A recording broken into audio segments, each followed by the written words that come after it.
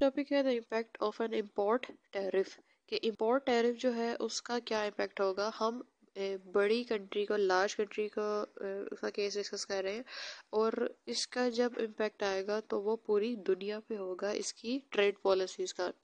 पहली चीज़। दूसरी चीज़ आपने ये देखी होगी कि जहाँ पर हमने एक्सपोर्ट का सप्लाई कर्व और इंपोर्ट का डिमांड कर्व डिराइव किया है वो दोनों कर्व मोर इलास्टिक होते हैं डोमेस्टिक डिमांड सप्लाई कर्व्स की निस्बत। तो उनकी responsiveness towards changes in price ज़्यादा होती है बनिस्बत जो डोमेस्टिक मार्केट के अंदर होता है। सबसे पहले हमें देखना है कि इम्पोर्ट टैरिफ लगने लगा है। दो तरह का होगा, एक हमने पढ़ा था स्पेसिफिक टैरिफ होता है और एक होता है एड वैलोरम टैरिफ। जो आपके पास ए है पैनल उसमें स्पेसिफिक टैरिफ लग रहा है, जो बी पैनल है उसमें एड वैलोरम टैरिफ लग रहा है। स्पेसिफिक यूनिट जो है वो फिजिकल यूनिट के ऊपर एक फिक्स अमाउंट में लग जाता है, जैसे कि $1 पर यूनिट लगेगा। तो चाहे आप $200 इम्पोर्ट कर रहे हो, 2000 इम्पोर्ट कर रहे हो, वो $1 ही पर यूनिट लगेगा। एड वैलोरम जो है वो परसेंटेज होती है प्राइस की पर यूनिट के। अगर तो प्राइस इंक्रीज होती जाती है तो 10% लग रहा है टैक्स, तो वो $10 प्राइस थी तो उस पर $1 टैक्स था, और जो $20 प्राइस थी उस पर $2 टैक्स था। तो जैसे जैसे प्राइस इंक्रीज होती जाती है एक फिक्स्ड परसेंटेज जो उस प्राइस की टैक्स होता है वो भी साथ साथ जो एक्चुअल मनी वैल्यू में अगर आप देखो या डॉलर वैल्यू में देखो तो वो भी इंक्रीज होता है। इस वजह से जो आपका सप्लाई की शेप है, जो शिफ्टेड सप्लाई कर्व है बी पैनल में, वो इंक्रीज होता जा रहा है या पुल आउट हो रहा है। उस पर डिफरेंस जो गैप है वो वाइड हो रहा है। अब देखते हैं कि इनिशियल इक्विलिब्रियम कहाँ पर है और किस तरह से टैक्स लगने का या टैरिफ लगने का इफेक्ट शो होगा। दोनों पैनल्स में जो आपको डिमांड कर दिए गए हैं DM, ये है जी डिमांड फॉर इम्पोर्ट कर्व किस कंट्री का, उस मुल्क का जो बड़ा मुल्क है, जिसकी इकोनॉमी बड़ी है, जो लार्ज कंट्री केस हम पढ़ रहे हैं, और उसने डिमांड करना है इस इंपोर्ट को। और इस मुल्क की जो डिमांड है वो सारी दुनिया की सप्लाई होगी। सारी दुनिया जो सप्लाई करेगी या एक्सपोर्ट करेगी वो होगी जो इस मुल्क के लोग परचेज करेंगे एज इम्पोर्ट्स। सप्लाई कर्व जो है SM, ये पहला आपका सप्लाई कर्व जो है SM सिंपल है, और ये इन दोनों कर्व्स का इंटरसेक्शन E पॉइंट पर हो रहा है जहाँ पर आपको क्वांटिटी QM0 मिल रही है दोनों पैनल्स के अंदर। और आपके पास जो प्राइस है वो PM डॉट है दोनों पैनल्स में। ये है जी विदाउट एनी टैरिफ्स या किसी किस्म का टैक्स या टैरिफ कोई नहीं लग रहा है यहाँ पर। अब जिस वक्त टैरिफ लगता है स्पेसिफिक टैरिफ या स्पेसिफिक ड्यूटी जिस वक्त ऐड होती है पैनल A में, उस वक्त क्या होता है कि आपका क्योंकि वो फिक्स रहती है और फिजिकल यूनिट्स पर लगती है, तो आपका सप्लाई कर्व जो है उसमें एग्जैक्टली पैरेलल शिफ्ट आ रहा है। हर लेवल पर जो डिफरेंस है दोनों कर्व्स का वो सेम है। अच्छा जी, जिस वक्त आपका जो टैरिफ लगा है पैनल A में उस वक्त आपका सप्लाई कर्व तो शिफ्ट हो गया। अब जो न्यू इंटरसेक्शन पॉइंट है इन दोनों कर्व्स का शिफ्ट हुए हुए सप्लाई कर्व और डिमांड कर्व का, वो है E' पर। यहाँ पे जो क्वांटिटी डिटरमिन होती है सप्लाई और डिमांड से वो QM1 है। अब ये बड़ा मुल्क है, इसने जिस वक्त इंपोर्ट के ऊपर टैरिफ लगा दिया या ड्यूटी लगा दी, तो उस सूरत में सारी दुनिया की जो सप्लाई कर्व है उस पर इफेक्ट आएगा। अगर तो स्मॉल कंट्री होती तो इसकी टैरिफ की पॉलिसी ने वर्ल्ड सप्लाई कर्व को इफेक्ट नहीं करना था और हॉरिजॉन्टल प्राइस लाइन मिलनी थी आपको।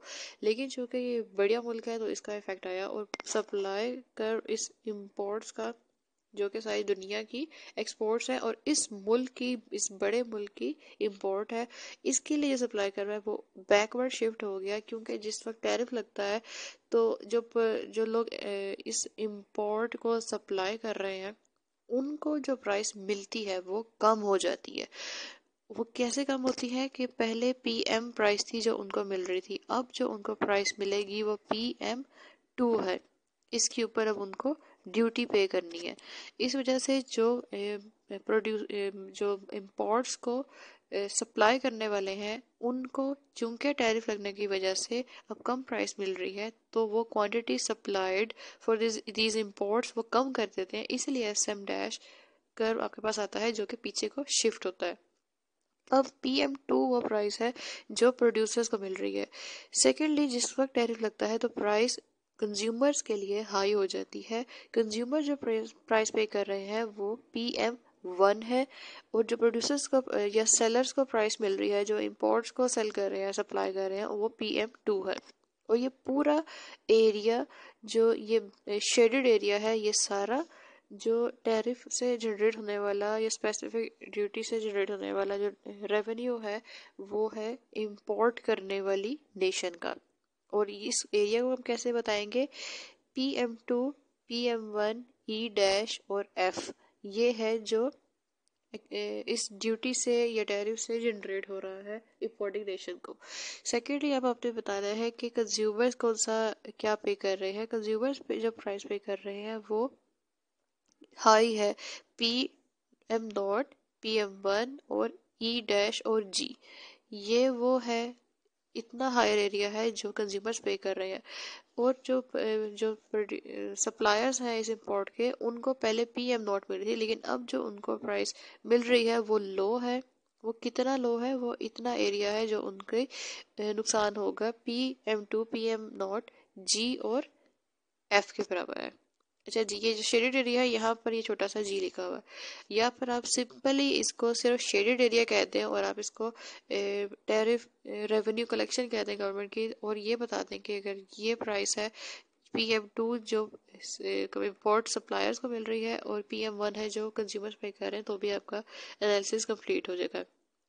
दूसरी चीज़ अब आपने डिस्कस करनी है कि जो सप्लाई और डिमांड कर्व की जो इलास्टिसिटी है, जो इसका फ्लैट होना या इसके स्लोप का लेस फ्लैट होना, वो शो करेगा कि टैक्स इंसिडेंस कितना होगा। ये टैक्स इंसिडेंस थे जो हम डिस्कस कर रहे थे, जो ये वाला एरिया था, ये बर्डन फेस कर रहे हैं आपके प्रोड्यूसर्स। और ये जो ऊपर का एरिया है PM0, PM1, E डैश और G, ये है जो कंज्यूमर्स फेस कर रहे हैं। और जो नीचे वाला एरिया है ये आपके प्रोड्यूसर्स फेस कर रहे हैं। ये टैक्स इंसिडेंस है या बर्डन जिस तरह से डिवाइड होगा कंज्यूमर्स और प्रोड्यूसर्स या सेलर्स के बीच में। सेकंड चीज, आपकी दोनों जो सप्लाई और डिमांड कर्व है, इन दोनों की जो स्लोप्स है उसमें इतना ज़्यादा डिफरेंस नहीं है, या इलास्टिसिटी जो है उसमें इतना डिफरेंस नहीं है। आपने ये बात पढ़ी होगी कि जिस कर्व की इलास्टिसिटी कम होती है उसको ज़्यादा बोझ उठाना पड़ता है, टैक्स इंसिडेंस उसके ऊपर ज़्यादा होता है। यानी कि उसने अगर टैक्स ज़्यादा लगा हुआ है और उसके रिस्पॉन्सिवनेस कम है, या उसने क्वालिटी डिवाइडेड या सप्लाइड कम उसमें डिक्रीज किया है, तो उस सूरत में ज़्यादा बोझ उस बंदे को पे करना पड़ता है या उस पार्टी को पे करना पड़ता है जिसका लेस इलास्टिक रिस्पॉन्स होता है टुवर्ड्स चेंजेस इन प्राइस। तो यहाँ पर नेक्स्ट पैराग्राफ जो आपके पास आएगा, उस दोनों पैराग्राफ्स में यही चीज़ें हैं जो आपने डिफाइन कर रही है। ये यहाँ पर इलास्टिसिटी का जिक्र हो रहा है, और ऊपर जो है वो आपका टैक्स इंसिडेंस का जिक्र हो रहा है। अच्छा जी, अब आपने बताना है जो पैनल बी है उसमें सेम एज इट इज आ जाएगा, सिर्फ जो सप्लाई करके शिफ्ट होने की जो उसकी शेप है वो है, ये पुल आउट हो रहा है। वो क्यों हो रहा है? क्योंकि एड वैलोरम टैक्स लग रहा है पैनल बी में। बाकी सारा जो उसका एक इनिशियल इक्विलिब्रियम और बाकी जो टैक्स लगने के बाद प्राइस कंज्यूमर पे कर रहे हैं, जो प्रोड्यूसर्स को मिल रही है या इम्पोर्ट सप्लायर्स को मिल रही है, और जो गवर्नमेंट का रेवेन्यू है, ये सारा कुछ जो है वो पैनल ए जैसा ही रहेगा।